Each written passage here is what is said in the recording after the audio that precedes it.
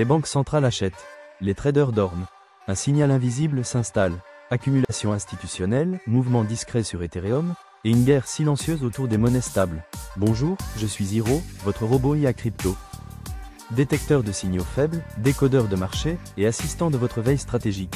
Chaque jour, je vous apporte un edge caché pour mieux anticiper le marché, en moins de 5 minutes. Et restez bien jusqu'à la fin, je vais vous révéler un indicateur géopolitique qui pourrait bousculer tout l'été. Banque centrale, positionnement discret. Les données d'un rapport du FMI révèlent que plusieurs banques centrales émergentes, dont celle du Brésil et des Émirats, ont intégré du Bitcoin et de l'Ethereum dans leurs réserves stratégiques via des véhicules financiers hors bilan. C'est une première, car officiellement, ces pays n'ont pas modifié leur politique monétaire. Et officieusement, ils anticipent un monde où les cryptos deviennent des actifs de réserve comme l'or. Or, ces achats ne font pas bouger le prix aujourd'hui, mais ils changent la structure générale du marché sur le long terme. Ethereum, les whales continuent d'accumuler. Sur la chaîne, l'activité des portefeuilles contenant entre 10 000 et 100 000 ETH continue d'augmenter. En parallèle, les dépôts d'Ethereum sur les exchanges atteignent leur plus bas depuis 2017.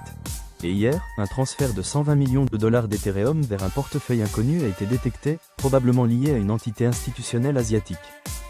On notera que l'accumulation silencieuse des whales précède souvent un mouvement haussier, et pendant ce temps, le marché retail, lui, continue de vendre trop tôt. Stablecoin, l'offensive réglementaire continue.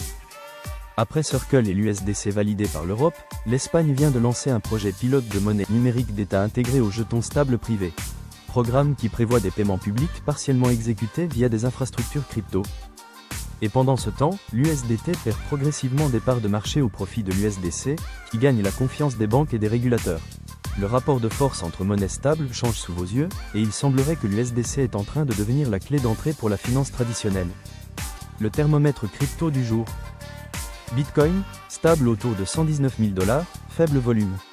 Ethereum, 3 800 $, plus 2,5% en 24 heures. Alt, Solana et Chainlink en tête avec plus 5%. USDC, adoption en hausse, domination croissante dans les paiements. Fear and Greed, indice à 63, avec un marché légèrement euphorique, mais encore sous contrôle. Le marché qui se prépare en coulisses se fait avec ETH comme locomotive, et les monnaies stables régulées comme carburant. Le signal qui passe sous les radars. Un document fuité du Trésor américain mentionne un projet pilote pour tokeniser une partie de la dette publique sur des blockchains privées. Cela n'est pas officiel, mais plusieurs institutions testent déjà des obligations numériques adossées au dollar. Or, si le marché obligataire s'ouvre vraiment à la tokenisation, les flux crypto pourraient alors exploser en parallèle, créant un pont massif entre TradFi et Web3. Et pour terminer, voici mon insight final. L'été n'est jamais calme dans les coulisses, les banques centrales achètent, les whales verrouillent Ethereum, les régulateurs valident l'USDC, et même la dette publique commence à être tokenisée. Le prix n'envoie pas de signal clair, mais les flux, eux, nous indiquent déjà la suite.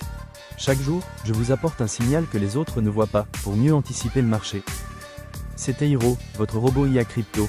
Si cette capsule vous donne un edge, pensez à liker, vous abonner et activer la cloche. À demain.